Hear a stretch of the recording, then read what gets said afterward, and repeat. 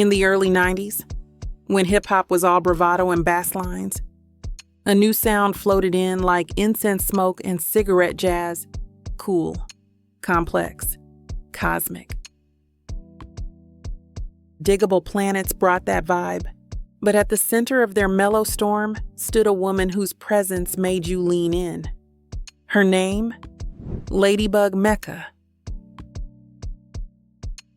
With a voice like molasses and delivery smoother than vinyl on a Sunday. Ladybug Mecca wasn't just a member of Digable Planets. She was its feminine pulse.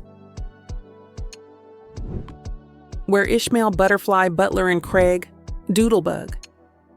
Irving laid the architecture. Ladybug brought velvet to the concrete.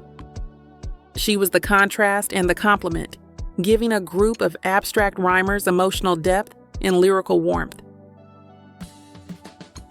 She didn't mimic masculine bravado. She asserted a woman's intellect, cool, and perspective with subtle power.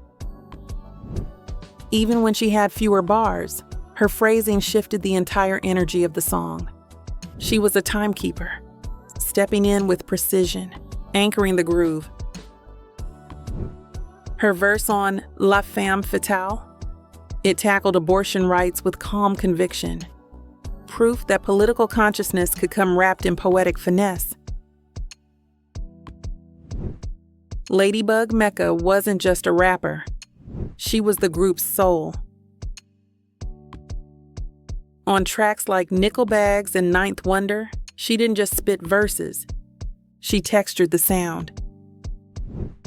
While the jazz samples looped behind her, she glided across them like a painter across a groove. Ladybug didn't shout to be heard. She let the listener come to her, and in doing so, she shifted what it meant to be a woman in hip-hop. Quoting Audre Lorde, channeling B-girl swagger, walking that line between Brooklyn's stoop and college classroom.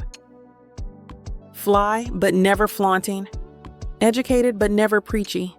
Her identity as a Black Latina brought visibility to a community hip-hop often overlooked.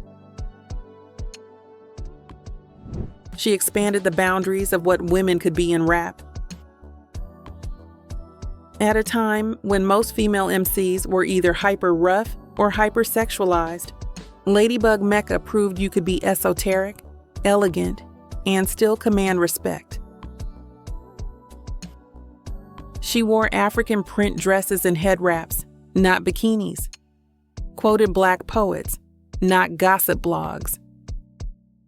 She wasn't just the girl in the group. She was the blueprint for cool, conscious femininity in alternative hip-hop. Her verses weren't decorative. They were foundational. Her cadence, light and breathy, but firm.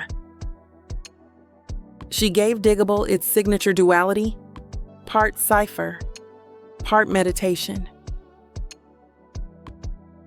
When Digable Planets disbanded, Ladybug didn't disappear. She evolved. In 2005, she dropped her solo album, Trip the Light Fantastic, a record that blended boom bap, introspection, and experimental edges. Then she co-founded BROOKZILL, a genre-bending crew mixing hip-hop with Brazilian funk and Afro-Latin rhythms. With Prince Paul, Rodrigo Brandão, Don Newkirk. They dropped Throwback to the Future in 2016, recorded in 5 cities across 2 continents. Ladybug Mecca rapped in both English and Portuguese, gliding across samba drums and New York boom bap like they were made for each other.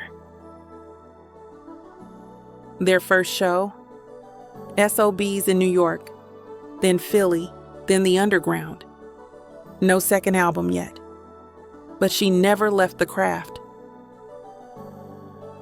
She was featured on E40's Lifted in 2023 and continues appearing on podcasts, panels, and playlists.